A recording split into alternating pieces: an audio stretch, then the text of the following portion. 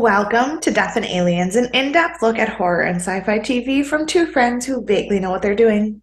I'm MK, And I'm Courtney. and how are you? Well, let me tell you, I just got back from my trip to San Francisco, which was incredible. I had the greatest time. I'm sure I'll spread out thoughts across episodes because there's a lot of things. I was there for 6 days. It's a very long time. Yes. Yes. Um, but I stayed at this like really chill wine themed hotel downtown, which was fun. Which is so you. Good job, So Brianna. right? Yes. I have props to Brianna every episode. Um, yes. So I stayed at the wine themed hotel and I went on so many tours. I love tours. I did a food tour in the Mission, where I found my new favorite food, which is La Vacaberia. It was a quesadilla. It is just the best way I've ever had any type of folded over Mexican food. And then we also did a haunted pub crawl, which was super fun. 10 out of 10. 10 out of 10. I did a wine tour. Um, the best. We did what other tours today? Oh, and then my mom left, and so it's just me, and so I did a lot of walking tours with like audio tours and stuff. And I found this app called Let's Roam, where it was just like a lot of you like it's kind of like a challenge. You have to like find all these places and like take pictures and stuff. You get points. You know how like challenges and points. So That's that true. was fun. I did a couple more like around the city ghost tours that were like audio tours, which was fun. And I toured the San Francisco Museum of Modern Art. So I just learned so many things, and I will just enlighten you with knowledge throughout life now about San Yeah, Francisco specifically.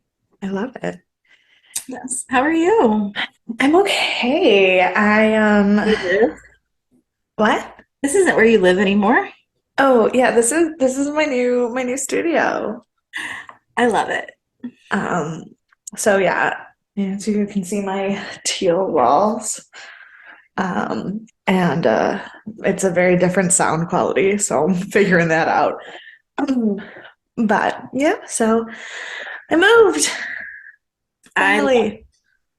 Um, I injured my back while like carrying things for the move. that sounds right. Um, and I went to the chiropractor today and found out that basically I have a slip disc and I just have a nerve that's rubbing against the disc. And unfortunately, there's really nothing I can do except for like ice it and take pain meds and stretch and you know Yeah, all the fun things. all the fun things that like I've been doing, but unfortunately it's just not going to heal as fast as I want it to because it's a pinched nerve. Right, right. Well, Yay! that's fine, I guess. Hopefully that doesn't last forever. I hope not because do you know how difficult it is to walk when I you're worried about one side of your back not functioning? yeah, that sounds like it's pretty difficult. And fun fact for those of you who don't know or remember, I live in Western New York. So Mhm. I haven't been at work in 4 days because it snowed Which is also fun for you. a lot. I've been in a lot To of be work. fair, at my house it didn't snow a lot, but like other parts of the city, it snowed a whole Josh Allen tall of snow. Because what other source of measurement would you use? Right. Hmm. That is how we use it. Like at first, before when they canceled the Bills game, it was only at a Devin Singletary height of snow, and but then by the time the Bills get played, it was at a Josh Allen height of snow. Well, Josh Allen, with all his height, really needed to Couldn't step it up. could not figure out how to throw a damn ball on Could Sunday. not Yeah. figure out how to throw a ball, and he killed me. Killed me. I drove for the entirety of the Bills game, so I know nothing except for that we won. Like that. And I, based on what I've heard, I'd like to keep it that way. I think that's best. I think that's best. I only saw things here and there because I was out and about, Yeah. but Yeah. But displeased based on my fantasy score. mm, Also, Courtney, I'm sorry about my sound quality if it sounds weird. I'm trying to figure out how I can sit really far away from my computer and bundle up because it's cold, but also still sound like it was supposed to no, sound. you sound great. Okay, Um, good, because this is really Court, comfortable. Courtney was in San Francisco for 6 days, so we like had so many things happen in our lives. Right. But don't worry, we're recording 3 episodes tonight, so we'll So catch up. yeah, I'm just gonna talk about the horrible snow and my back pain. And I'll share the fact that my gecko is mad at me. Poor Pip. So we had a snow day on Friday. So I fed him a bunch on Thursday. We had a snow day on Friday. Then it was Saturday and Sunday. And literally, I was supposed to have a sub on Monday. And in the sub notes, there's a detailed explanation about who and when to feed Pip. But then we had a snow day today, too. So I go into work, even though we have a snow day, because I'm like, I'm not going to leave him without food for 4 days. That would make me a terrible parent. Right, of So course. I get in there and I go to feed him, and he is so excited about his food. Like he is jumping, he is not being like slow and weird. He's like super into eating, which now that I started hand feeding him, it takes him a little while. Sometimes he like is waiting to figure out what I'm gonna do with the worm before he eats it. Hmm. He was like so into it. And then his water dish was empty. So he was just kind of like staring at me, waiting. So I went down the hall, filled his water dish, put it back in. He immediately went over to the water dish. He was like so excited. He's so playful. I went to pet him, and he was like, oh, you thought. He ran the entirety of the 20-gallon tank and then straight into his hide. And I was like, Bless his heart. the problem is we have school tomorrow. Fine. But then it's Thanksgiving break. Why don't you bring him So, home?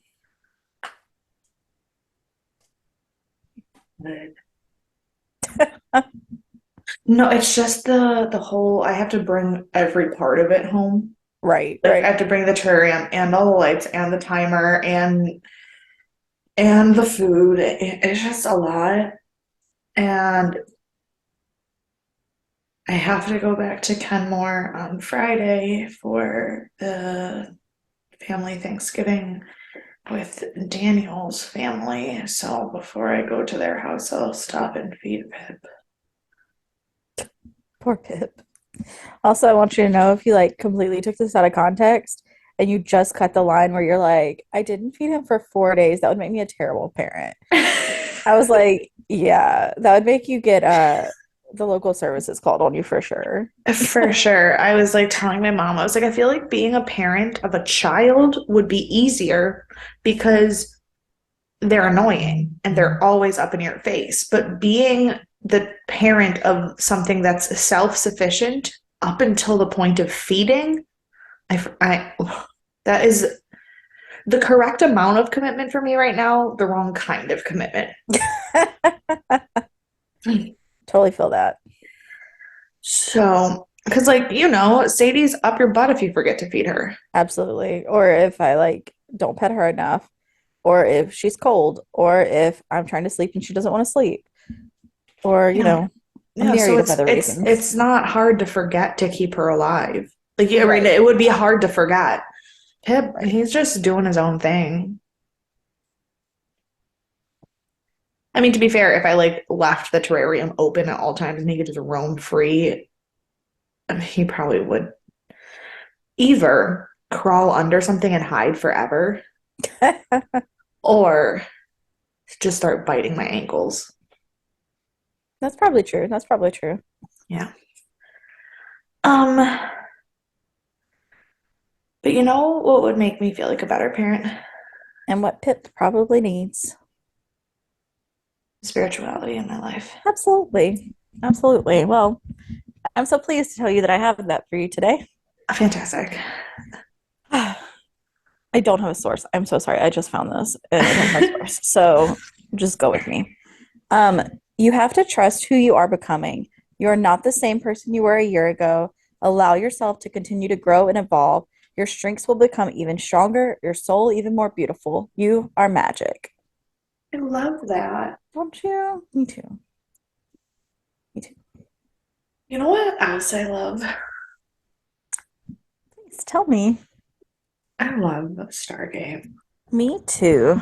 I would love In it even more fact, if I could remember where I just set my notebook that talks about I it. got complimented by a stranger in an elevator on Sunday because I was wearing my Stargate jacket.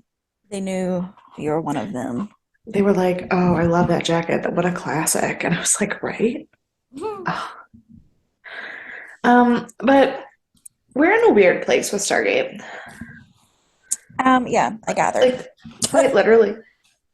Quite literally. Because we are talking about Stargate SG-1, Season 2, Episode 15. But Episode 16 aired first. You know, um, no spoilers, but because we are recording extra night, we've watched both of them. Yeah. And like, I haven't seen 17 yet, but I get it. Yeah. I don't know because, like we said, we watched 15 and 16 at this point. We haven't watched 17 yet, and it's been years since I watched it.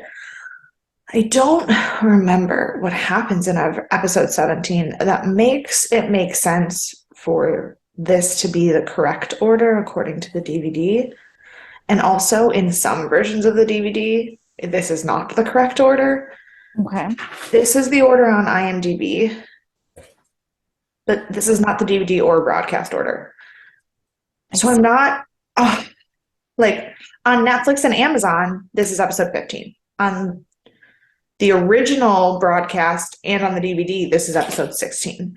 So I'm not 100% sure when they decided that this came first.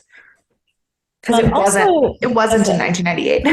As a reminder, because I just forgot until you said it, that Stargate is no longer going to be on Netflix. And like, probably, I think when this episode comes out, it will no longer be on No, Netflix. when this episode comes out, you'll have 2 more days of it being on Netflix. Okay. And then, but it is on Amazon. It is on Amazon Prime. My mom reminded me that today. She goes, "I'm sure you already know this, but I just saw it. You know Stargate's leaving Netflix, right?" I go, "Yes, Mom, I do." And she goes, "I never see those things, but I saw it." And I was like, "Oh God, I hope Mary Kate knows." It's like, Yes, because of all of the things, that's what you would have missed. right. Right. Yes. I mean, to be fair, I didn't know Bates was changing platforms until the day I went to watch it and it wasn't there anymore. That's when true. when Bates got picked up by Peacock, there was no warning on that. That's true. So But it went from Amazon? It went Freebie, yeah. So it was like already kind of like up in the air. They weren't really telling you about it. Yeah. So, this episode I was very excited about. I'm excited about it. Because I said something about the name of the episode, and my dad started trying to ask me questions about what episode that was, and Courtney was like, "Stop, no spoilers." We saw each other yesterday. Yeah, that's true. So I said something about it in front of Courtney, and then my dad tried to ask me a question, and Courtney was like, "No. I know literally not. I literally know nothing." Yes. So now I know more. This episode is called "The Fifth Race." It was rated 9.1 stars. Totally fair. The highest rated episode of season 2. I thought you were gonna say ever, and I was like, I get it. Actually, to this point, yes. Yes, but probably not for the rest of all time.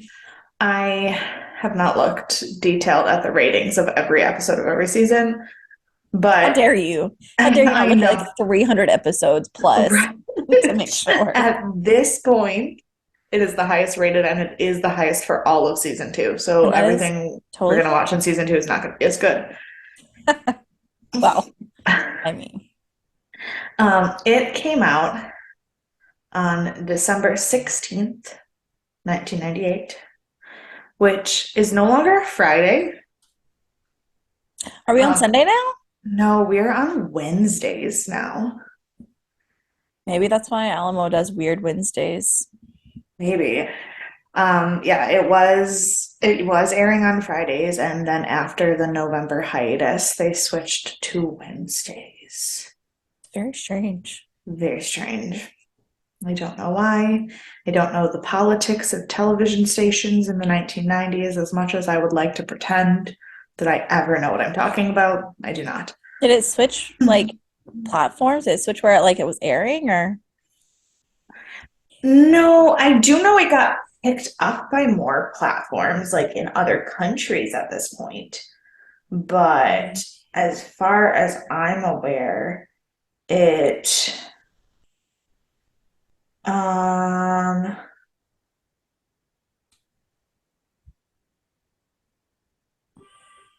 it no, it was airing on two different stations, but I don't think that they were, I don't know. It was on Showtime still, but then Right. it was also on the Sci-Fi Channel. Maybe they were transitioning. Maybe. Maybe because they had done the first two with Showtime, they were looking to, I don't know if they moved to Sci-Fi, if that was I their thought they producer. moved to like, I don't know. For some reason, this feels like a show that was on CBS, which I know isn't true, but it just like reminds me of like NCIS in like the way that it was just on for fucking ever and everybody just watched it, whether they enjoyed it or not. And so I'm like, well, obviously that means it was a CBS show, but that's not how that works. That does track though. That is Right? very, very Like fair. CSI, NCIS, Big Bang Theory, like every show that everyone's Yeah. watched but never liked. All of Okay, them. Oh no, don't to tell be me fair, CSI. no. See, I love NCIS. Like I genuinely love See, I haven't NCIS, watched it yet. and I do like the CSIs. But I mean, like even people who don't like those shows have seen those shows, and they've been on for in some iteration for a billion years. So Yes. that just feels like a CBS thing. Yes, I totally agree with that. Totally agree. The number one song. Everything is new now because it's been over a month since our Oh last yeah, episode. yay. I love new times. And so our number one song is again a song that I don't know because apparently I did not listen to pop music in the 90s. It is called I'm Your Angel by R. Kelly and Celine Dion. I do know that song. Um, it's not a terrible song, but R. Kelly's a terrible person. Correct. No, correct. But I mean, like, it's But also Celine very, Dion. right. But it's very hard. I totally get the separating the art from the artist is not always the correct answer, and I totally get it. And I hate Mhm. R. Kelly, and I don't agree with anything. But do you know how difficult it is to not sing the remix to Ignition all of the time? I mean, no, absolutely. So It's I get like it. one of the catchiest songs that's ever existed. Correct. The number one movie was Star Trek Insurrection, Okay, all right. which was a Jean-Luc Picard Star Trek movie, which means Sir Patrick Stewart played the captain. But it was directed by Jonathan Frakes, who eventually played another captain in Star Trek. Ooh, fancy. He was Frakes in Enterprise or Voyager? None of this means anything to me. That Dan will correct me. Great. Thank you, Dan. Thanks, Dan. I have met Jonathan Frakes. I don't remember which Star Ooh. Trek. I don't remember which Star Trek series he was in because I haven't actually watched all of them. But one of them, he was in one of them. He was in one of them, and he was the captain. And he has a gorgeous head of hair and a Ooh. luxurious beard. What is this man's name? Jonathan Frank? Jonathan Frakes, Frakes. He has luxurious looking hair. I will let you know if that is true or not. The number one book is also something that I don't really know anything about. It was called A Man in Full by Tom Wolfe. I don't think I know that one either, but I do recognize this man, and he does have nice hair. Right? Tom Wolfe, I looked him up and he wrote a bunch of books, and I know none of them. He apparently has a very distinct style of the books that he writes, and unfortunately, I have read nothing by him, so I can't Right? tell you anything. That's all right. What was the name of it again? Um, A Man in Full by Tom Wolfe, spelled Wolfe. Interesting. Good to know. All right. I don't know him either. Okay. The only thing that I could find that happened on that day was unfortunately that we bombed Iraq in Operation Desert Fox. Mhm. I feel like doing a show that takes place in the late 90s, early 2000s means that most of my world events are about war in the Middle East, unfortunately. Like that's where we're at. Yep. Actually, truthfully, if we did a podcast about a show in 2022, probably we would This talk about war in the Middle East.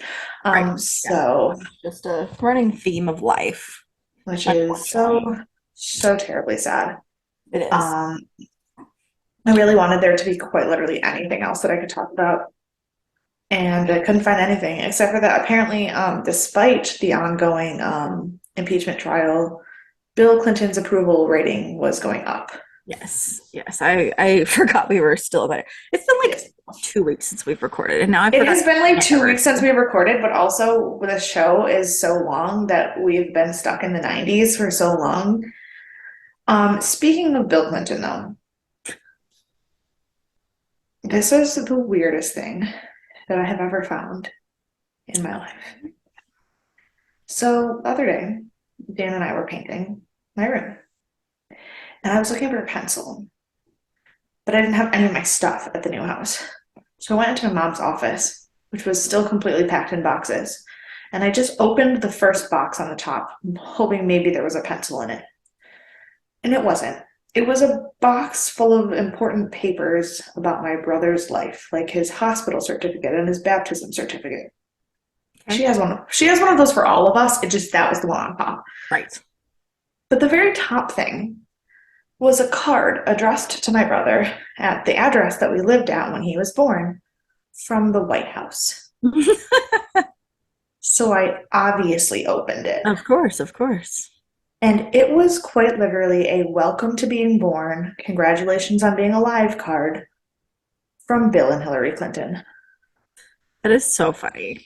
And I was like, Mom, why did Bill Clinton congratulate George on being alive? And she goes, you could like write to the White House and have them make things for you if you wanted like that. And I think your great grandma like just asked for that for your brother. I go, what an absolute nut job.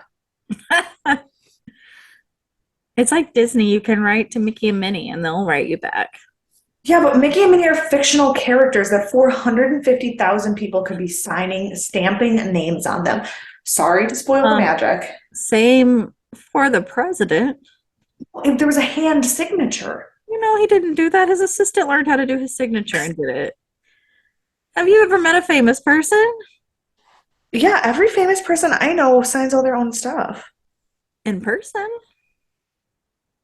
A lot of the bigger No. ones don't necessarily. Sometimes there's a stamp of their handwritten. Sometimes there is a stamp, but Sometimes like they, a lot of the times famous people will just have like an hour where they just sign yeah, hundreds of things and then don't sign anything for like a while. So you can just like send them things and they'll just, if you get in the pile on the day that they're signing things, they'll sign it.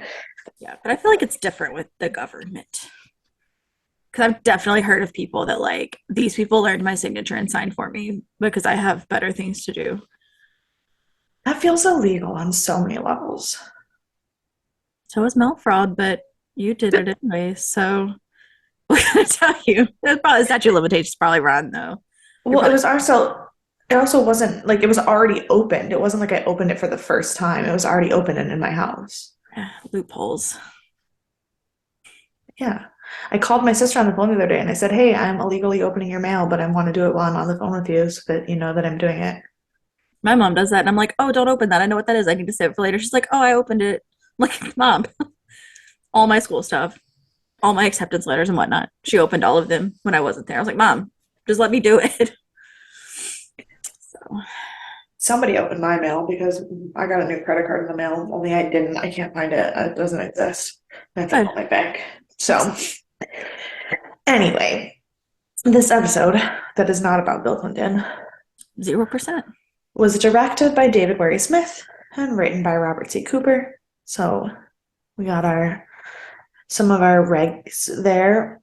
Our guest star that I'm going to talk about is someone who is not really a guest star. They just are in the show, and they have been in a few episodes, and they will be in a few episodes, but they're like a very, very minor character. But it's because this episode was pretty contained to the main cast. Mm-hmm.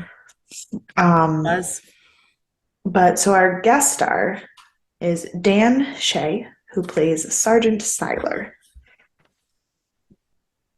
Okay. who truthfully was more important in the next episode than in this episode, but the only people outside of the main five that talked really in this episode at all were Lieutenant Simmons, who we've already talked about, and Sergeant Siler. So like I had to use Sergeant Siler because there was no one else I could talk about.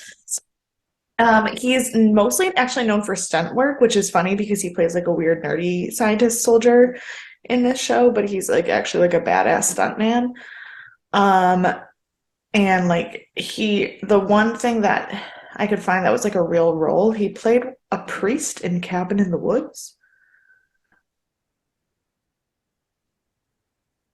I just watched that movie last year. Yeah, he Did played not remember the priest. Father Buckner. I'm sure he exists.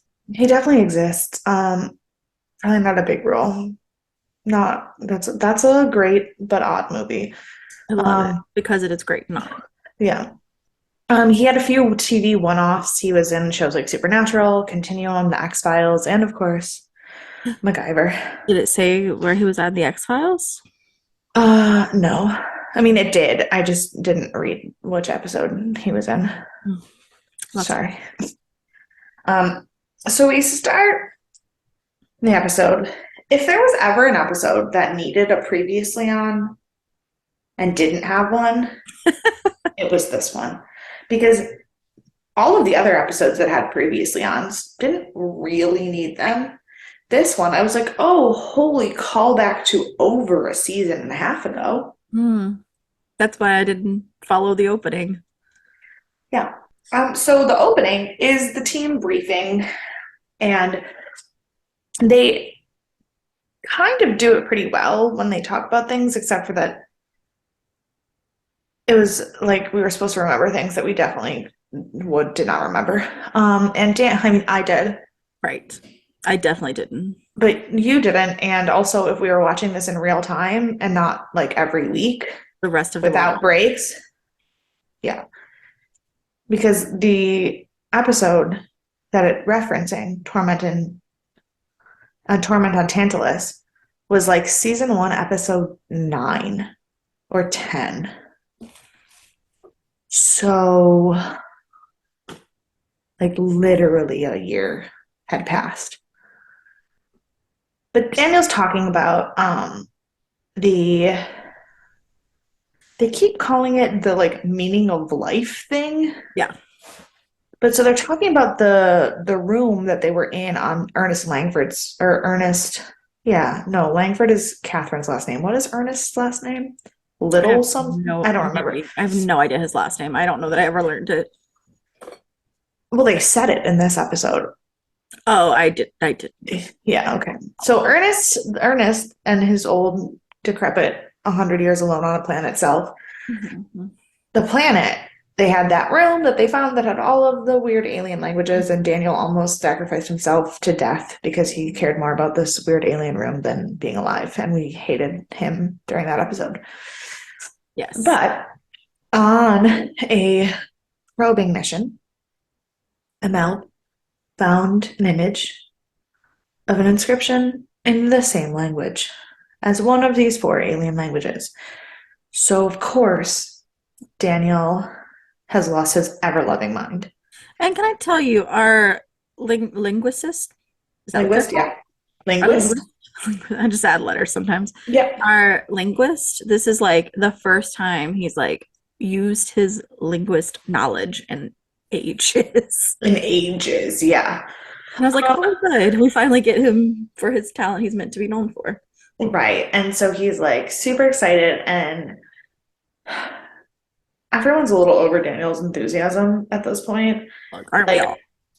but like to the point where General Hammond literally goes, and this is supposed to mean something to us. Yeah.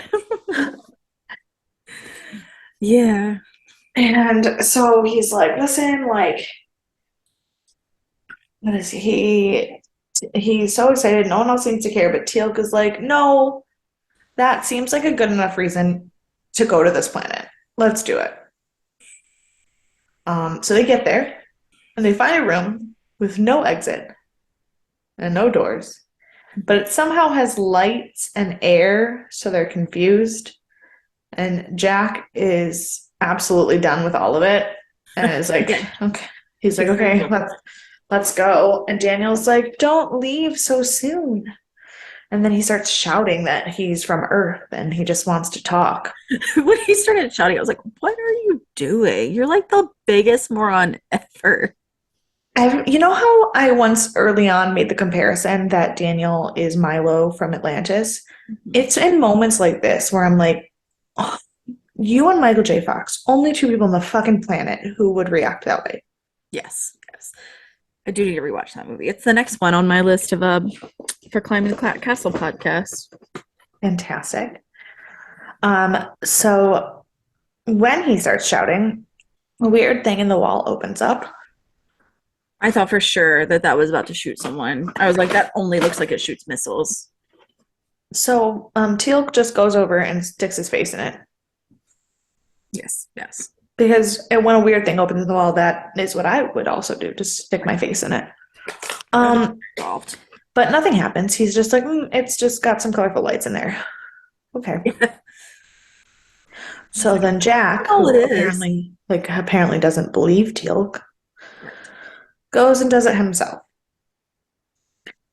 And a metal hand shoots out of it, grabs him in the face, and then he falls down unresponsive. Yeah, I was like, oh, so it just grabs your head. It doesn't shoot you, it just grabs your head. Fine. And then Sam's like, why don't we go home now?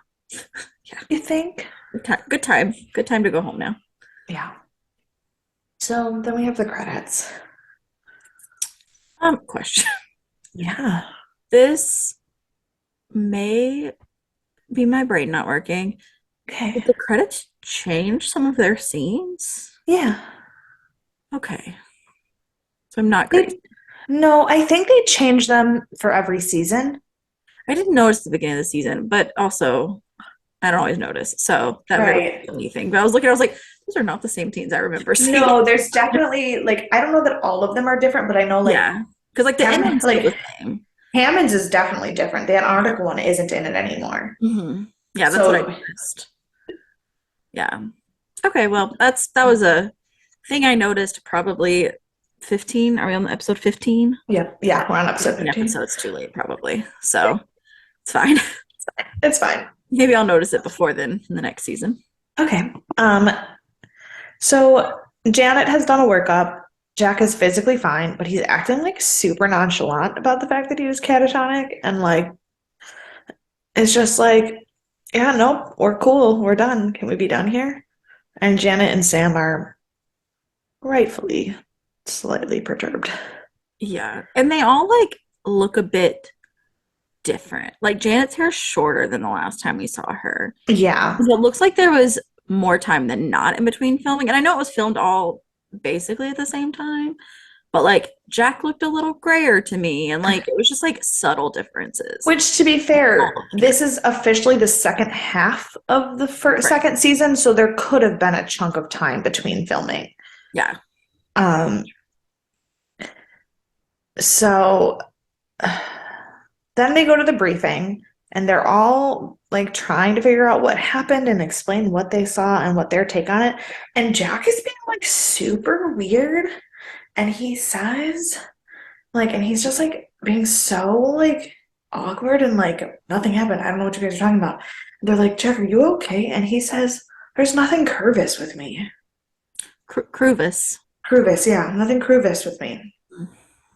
I just couldn't read my handwriting. That's what I figured. I had to rewrite over mine because I wrote it wrong. So that's how I knew. There's nothing Cruvis with me. Also, the whole time he was doing that, he was drawing the schematics for something alien looking. Yep.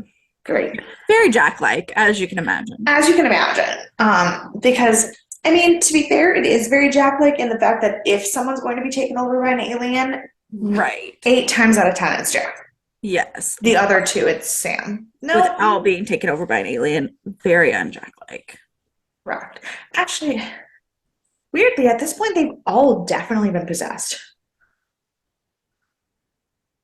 Yes.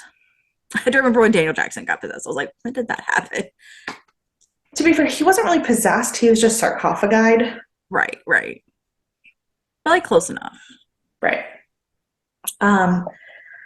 So then the correct approach to how Jack is feeling is obviously to have a boxing match with Teal. Yeah. I was like, what is happening? And red flag. He's trying to spar with Teal, who fully does not understand boxing.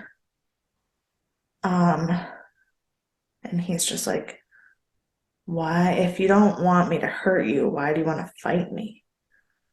And then Jack's like, you got to keep moving. You got to dance. He was like, are we dancing or fighting? I'm so confused.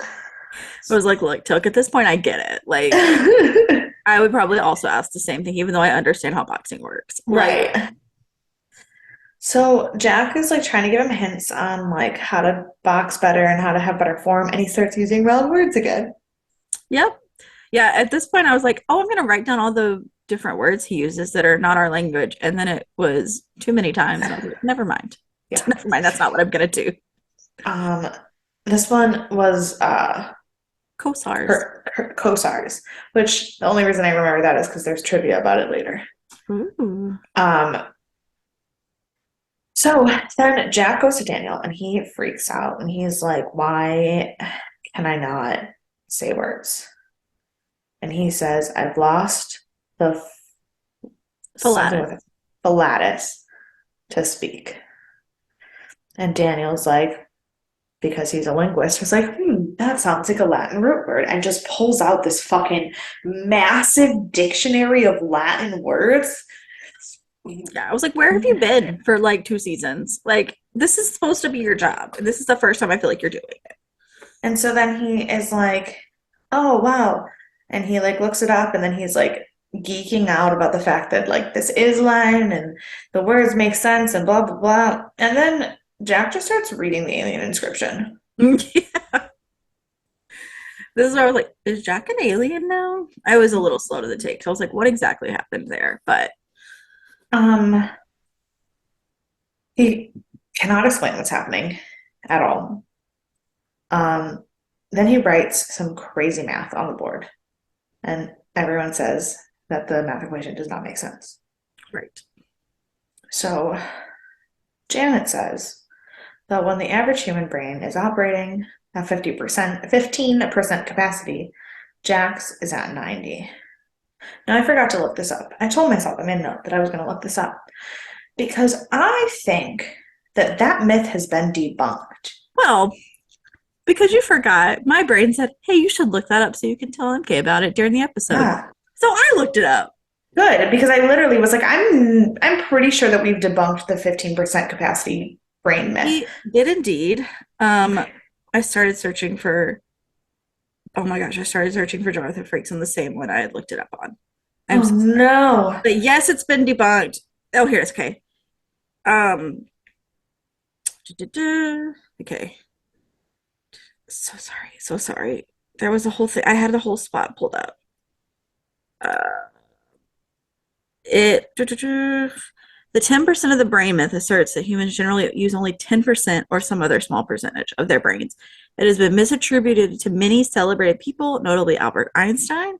By extrapolation, it is suggested the person may harness this unused potential and increase intelligence. So they did a study, and during that study, there was they gathered that they were using 35% of their brain in just that one study, which means that obviously you're using much more of that throughout time. Right. And, I think the problem was like you're only using a certain amount of it at any one moment.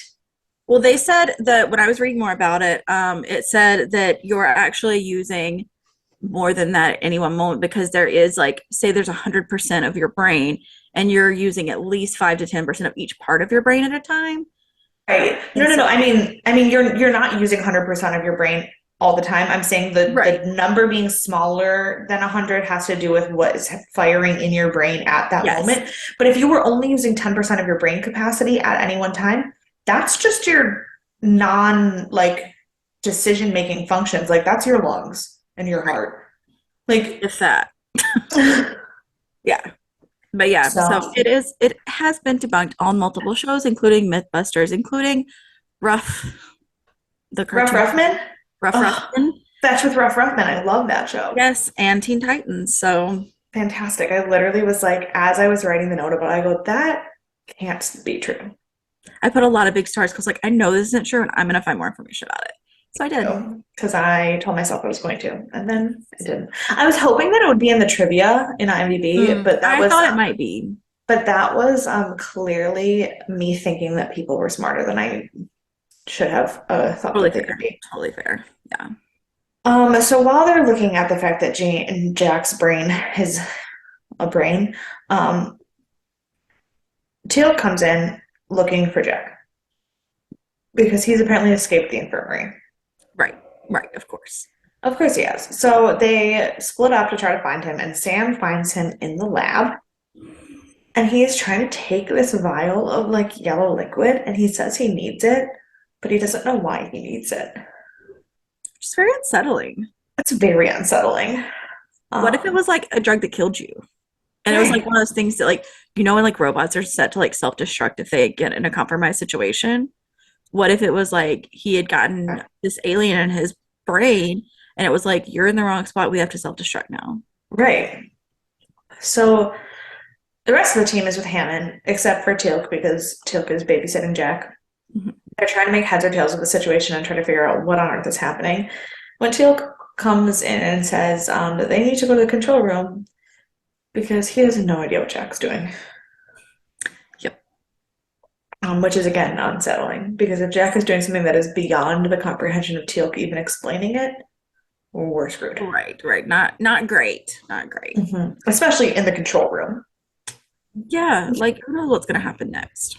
So it turns out Jack is inputting data into the computers. He reboots their entire system, adds like a visual map of every Stargate they've ever been to, and all of the other ones that Like a exist. gazillion more that we've never heard of.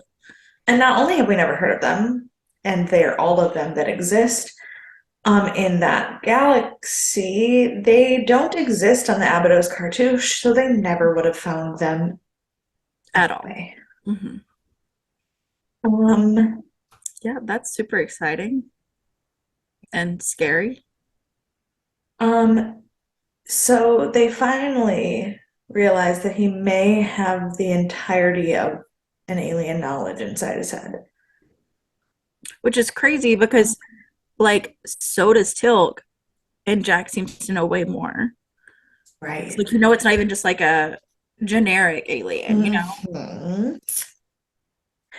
So between Jack and Daniel, who Jack at this point now can no longer speak English, Hmm. Hmm. Jack and Daniel are decoding the inscription, and it says, I got so excited.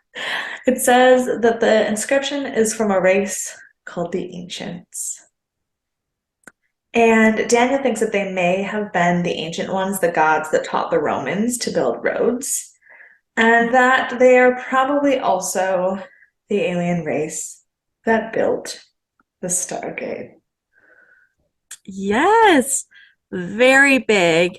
Also very dumb moment for Daniel Jackson because while he is translating what this says, he's like Narrows or whatever is new, and then he gets to it and it's like locus. He's like, what does that mean? I was like, I know that's location. I'm not a linguist, and out of all the words, I figured out what that one meant. Yeah, the number of times, like, I am by no means fluent in Latin. I think that it would be incredibly difficult to actually be fluent in Latin. Pretty sure Dan is, because of course he is. Right. Why not? Um, Why not? but like, I don't think it would be easy to be fluent in Latin because it's a dead language. So it's like Right. not something, but Latin is also one of the primary roots for most of the spoken languages today. And I'm very rarely does a Latin word sound stupidly different from the word that you're actually trying to say. Right. Right. Like, um, Yeah. I was like, out of all of the words, this is the one that I got the fastest. Like, right. so I'm Yeah. smarter than Daniel Jackson. That's what I'm hearing from. That's what I've Correct. learned on this podcast. Perfect. Jack also, other things that make me happy just because I'm a fucking nerd. Um, Jack also explains that the entirety of the equation he wrote on the board is correct because it's in base 8 math. That doesn't mean I a whole lot to me. I'm so sorry.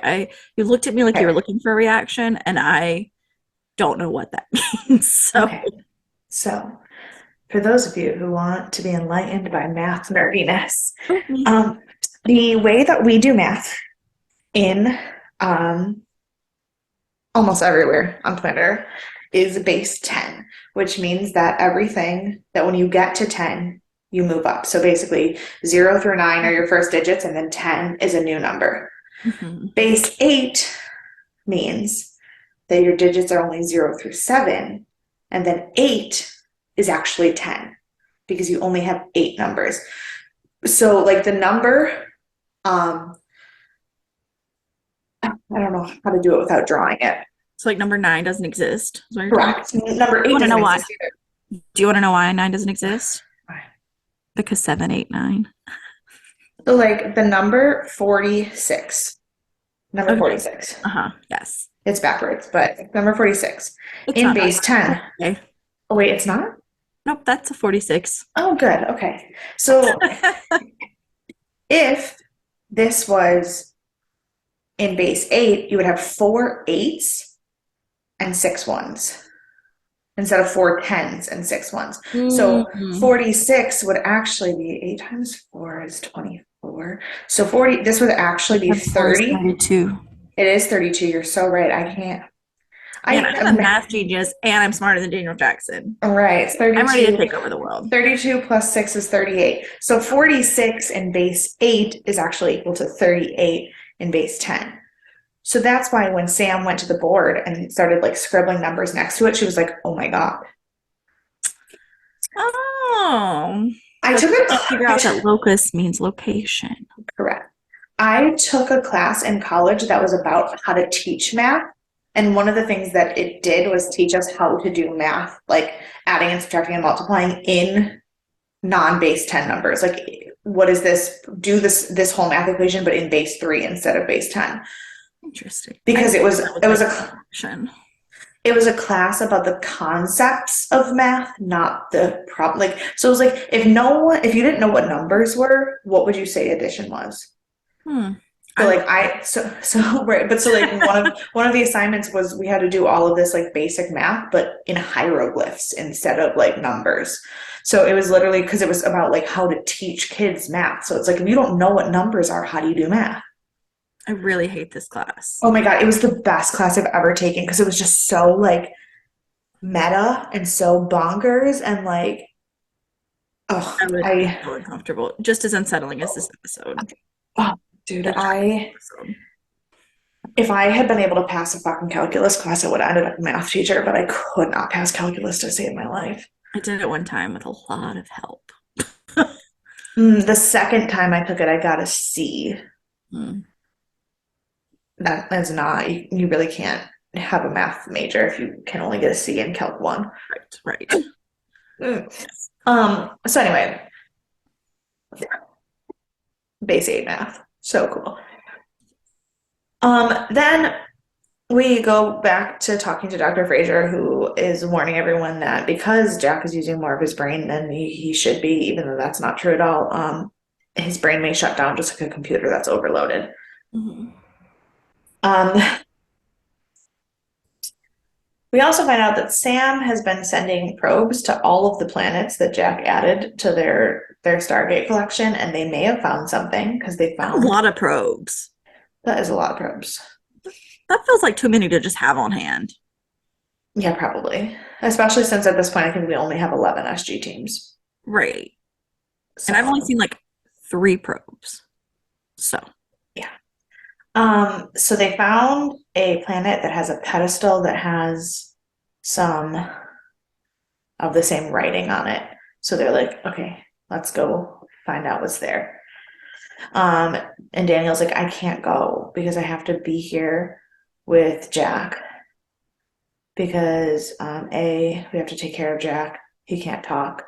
And B, this is the most important discovery we've made so far. and also no one else can figure out Latin. Yeah.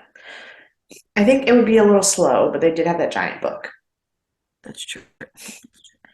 Um, so Daniel's trying to translate with Jack and they're talking, and then Jack just types into a computer because apparently at this point, we also find out from Dr. Fraser that Jack can't speak, but he can still write in English because they're two different centers of your brain, which that is true. Mm-hmm. That part of the brain they got correct. Right. Yeah, that one. Um, so he types on the computer that he needs to go through the Stargate. Um, and Daniel's like, to where? And he's like, I don't fucking know. I just need to go, Yeah. which is really helpful. Right. So then we find out that Sam and Teal'c are trapped on the planet that they went to, and it's getting really hot. Yeah, it looks really scary. It does look really scary. We also find out that Jack is building something. Yeah. Also at first when Sam makes that call, I thought for sure it was staged. It looked like such a stage video, like someone had kidnapped them and like produced this It, video. it did, in fact, feel like a hostage video. Turns out that was not it. But that is what I thought for like a solid like 5 to 10 minutes. Yeah. Sometimes I like start watching this episode and think it's going to be a dream sequence because it's so fucking weird. There's so many things happen in this episode.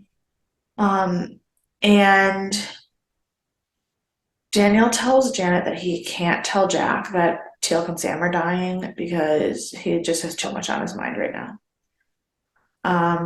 So Sergeant Seiler and this weird, nerdy looking scientist dude Bless. um, are telling Daniel and Hammond all about this heat shield that they made, and they're going to do this and this and this.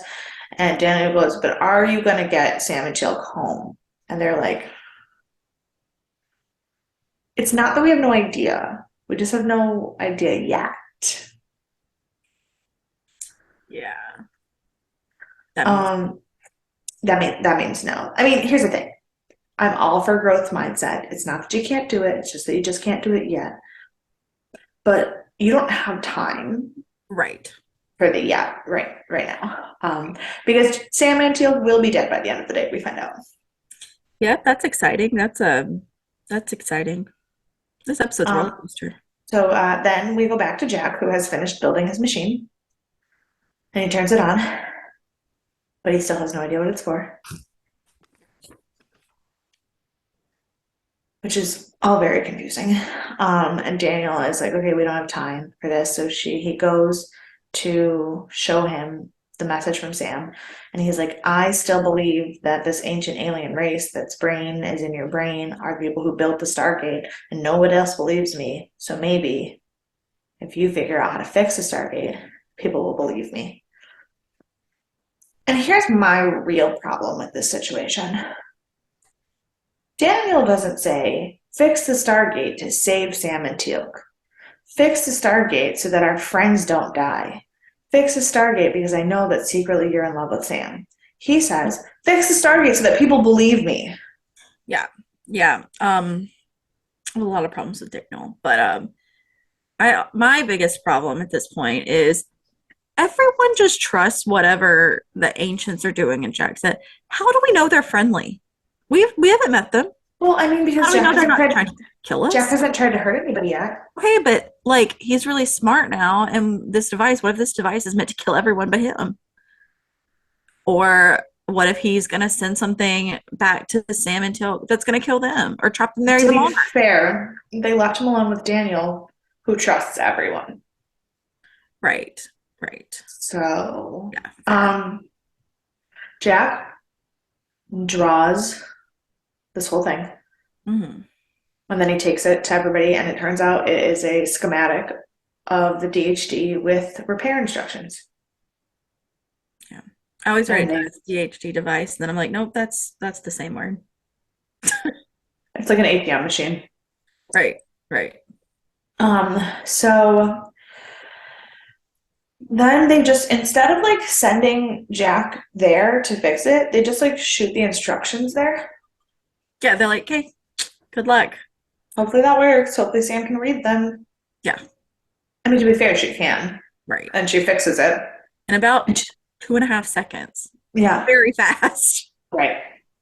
And she was like, wow, those instructions were like perfect. Who wrote them? I'm like, Like, who do you think, Rob? You think anyone here knew that? right. So then Daniel shows Sam the device that Jack built, and then all of a sudden an alarm goes off that makes Sam go to the control room. And the Stargate is trying to activate on its own. And it's drawing too much power. And it's taking too much power from the system, and everything's starting to shut down. So Jack just like picks up his machine and goes to the breaker and hooks it up to give the game more power. Right, right. So then the gate dials out by itself. And as it's dialing, Simmons and Carter freak the fuck out. Yeah. Like that's almost an understatement. Because after the sixth chevron in codes, the seventh chevron also in codes. So can we, now that we've seen more than one episode, can you talk about the chevrons again in Absolutely. thank you, thank you. You're always there for So, me. so basically, the chevrons are like GPS coordinates. Mhm.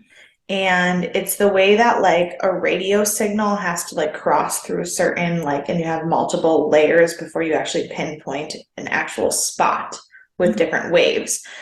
So and like I don't know exactly if it's like um dimensions where it's like longitude, latitude, but it is. I just don't know if they have like actual names for each of the chevrons. But so it's basically like because you're traveling through space, it's like got multiple Dimension. dimensions. Of course, yeah. But up until this point, there's only been 6 dimensions that you've had to get through. So the seventh chevron would lock on the point of origin, just like a web shooting out to create the wormhole. But when the seventh chevron encodes and it is not the symbol for Earth, and then it keeps going because it isn't locked in place, they freak out. Yes. I And understood basically what happened here, but I was like, I'm gonna ask for clarification on what exactly these different chevrons are like. but yeah, so just like when you're like, because like I said, it's like the crossing of the lines. But you know how like in Yes. old timey shows they show that little string and it spins over a map like that. Basically, the seventh chevron, or now the eighth chevron, is the point, and all the other points are all the lines you have to get through to find where you're Right. going in that hole. But you have to start But with now a we point. also have an uneven line, which is strange. I don't know if that matters or if that's just me. I feel like we have latitude and longitude. That we had 6 chevrons, and now we have 7. And it just, I don't know if that Yes, matters. well, If that's it, just my it, brain it thinking. doesn't, because now what we're doing that we weren't doing before, what the seventh chevron is the destination. Because like it's like an address. When you write your address, you have a street and a city and a country or a county and a state and a country and a planet. And a zip code.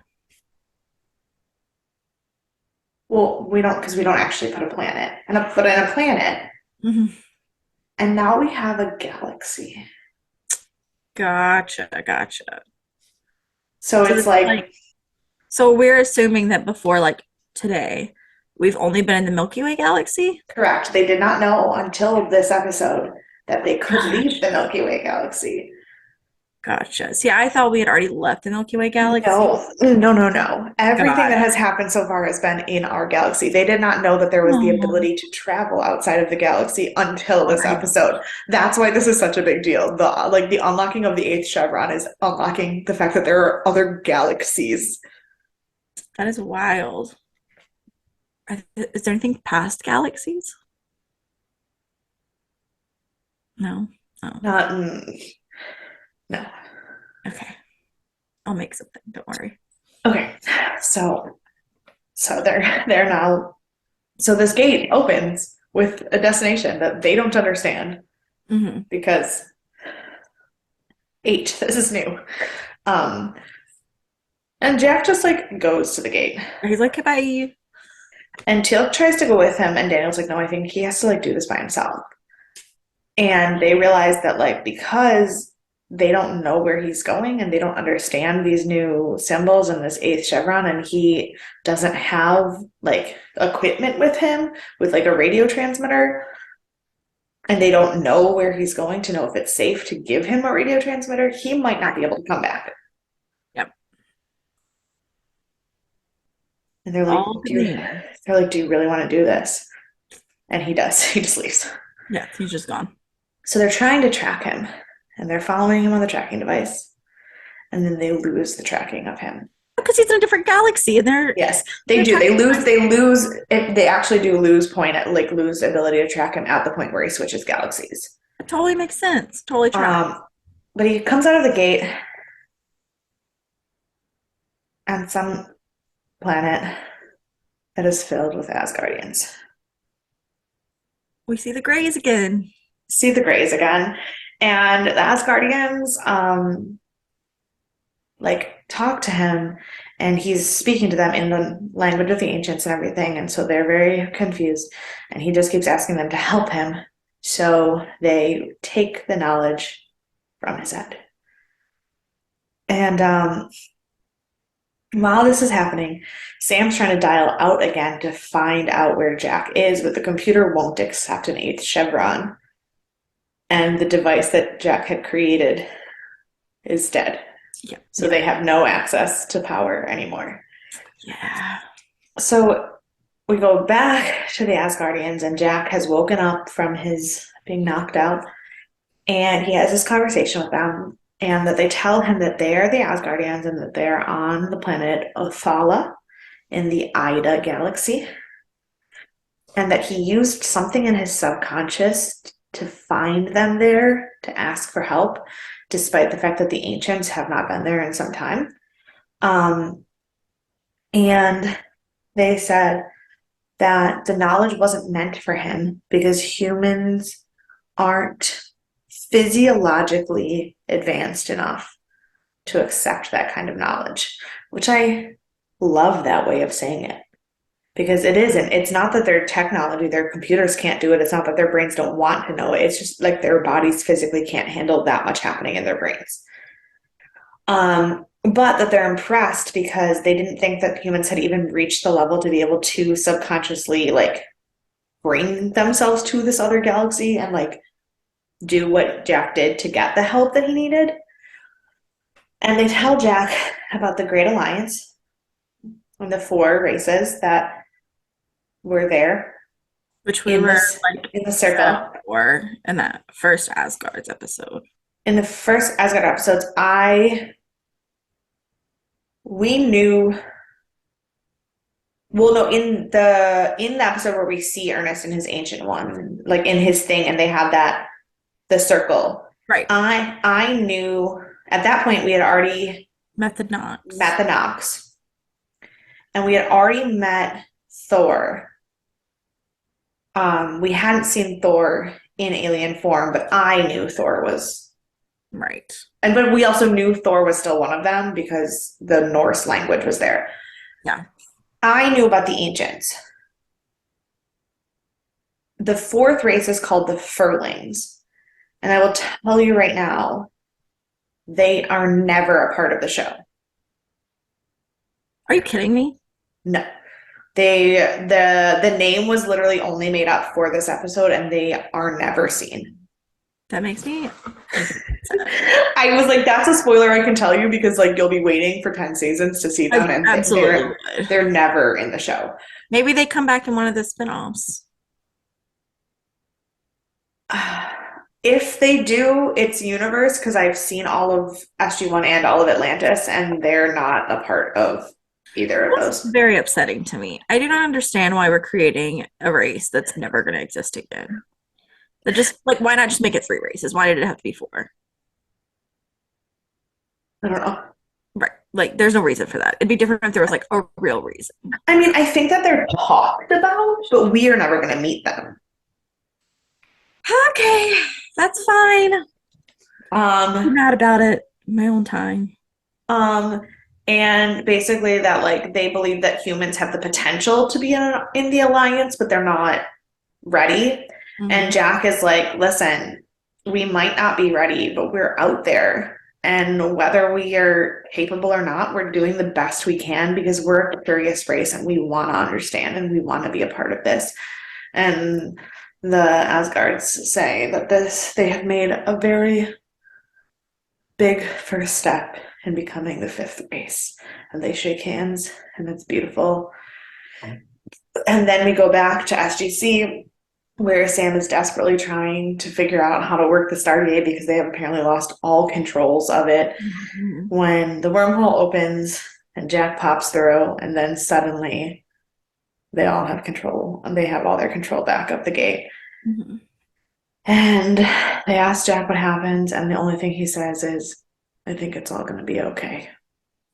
Yeah, and he's like, I don't know. And I was like, Jack, have you never heard of an alien abduction? Like that's basically what just happened. But is it an abduction? Because he But left. they took him there. No, the stuff in his brain, which was not actually like a possession. It was Right. literally just information. I guess It's like if you sleepwalk to a different city because you read about it in a book. Mm-hmm.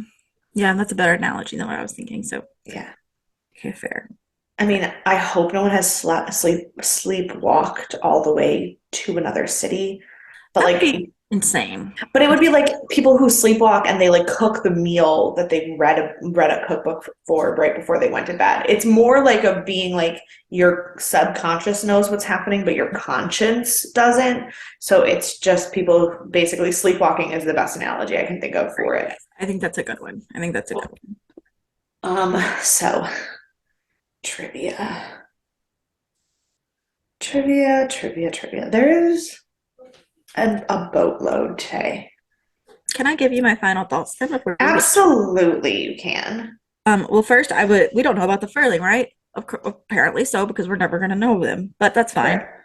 I am super excited to dive in now. We have like this whole like framework now worked up that's like so exciting. And last but certainly not least, how on earth did they think that they could turn this story into just 2 seasons? Like, this episode alone is not a 2-season show. No. Like that was an insane. Absolutely not. They were gonna only have 2 seasons. I mean, they signed on. They signed on for 2 seasons to begin with. I really don't think that was ever the intention. Yeah.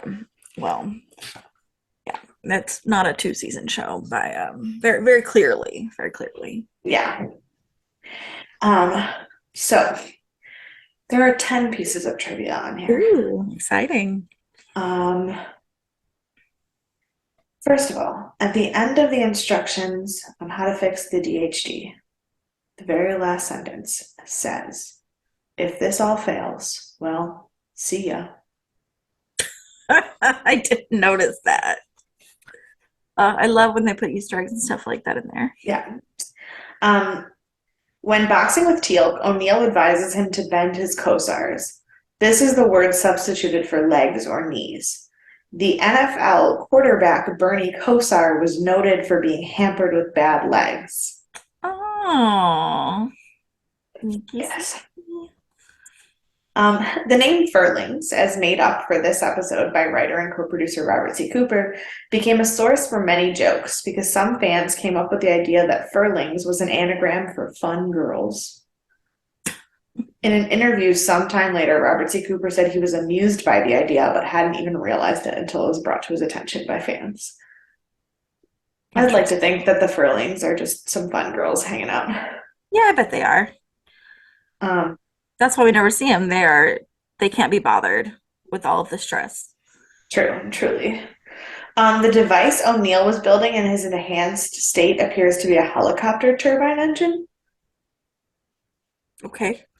Would never have come to that conclusion on my own. Mm-hmm.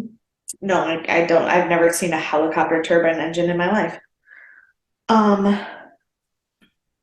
This is the first of many episodes to premiere on Sky One in the UK prior to its broadcast on either Showtime or the Sci-Fi Channel in the US. So it was released in the UK first? First. Ooh. The UK Sky One started getting it before we did.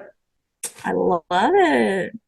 I'm probably real mad if I was in the US and watching it that time, but yeah, I get it. This is one of the key episodes of Stargate because footage from this episode is used in more clip shows than any other episode.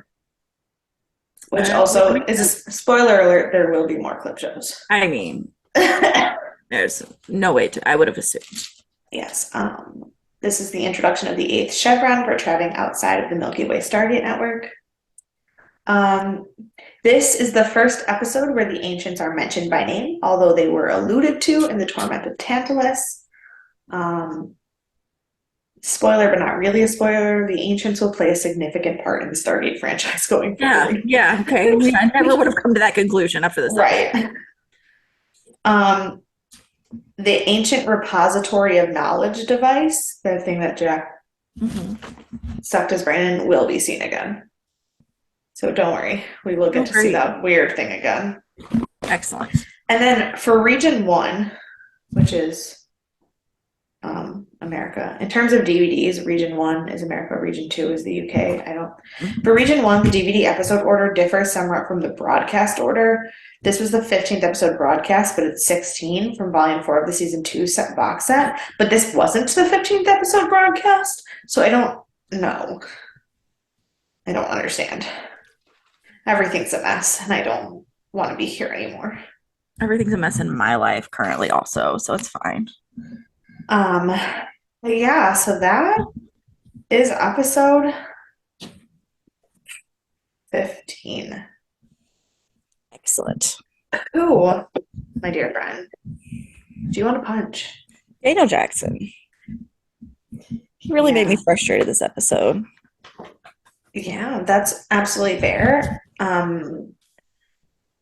I was thinking about it and I was like, Daniel really is the only acceptable answer. So because you picked Daniel, I will pick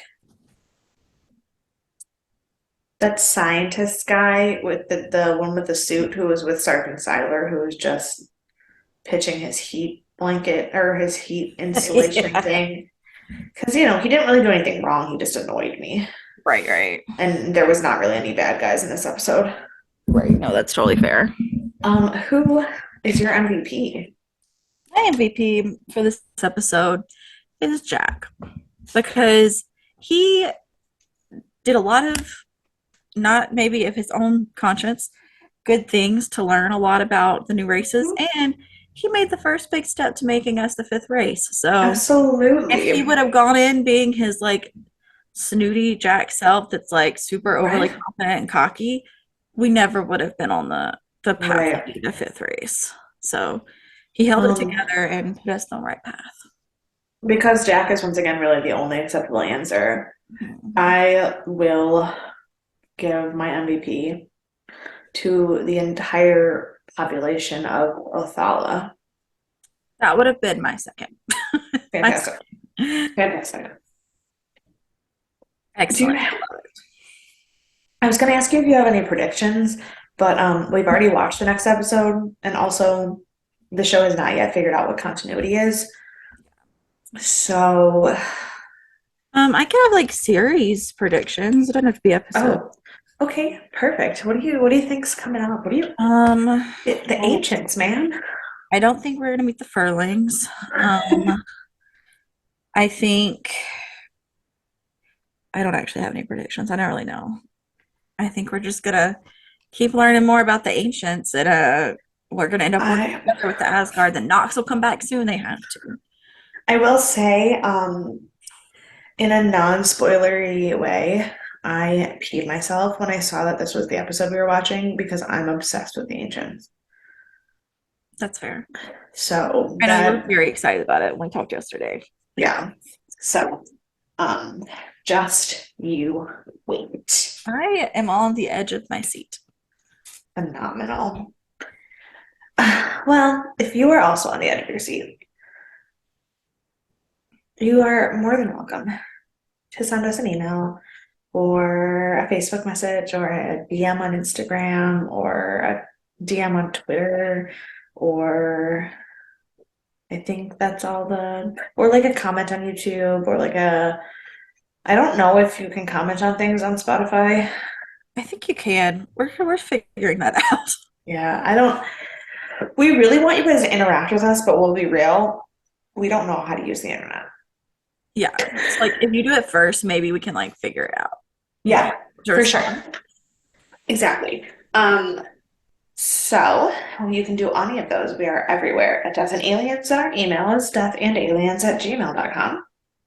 You can follow me anywhere at EMKAY_superstar. And you can follow me at CE Cloud 13. And we will see you next Thursday for our first December episode. Yep, we've made it to December. We've made it to December.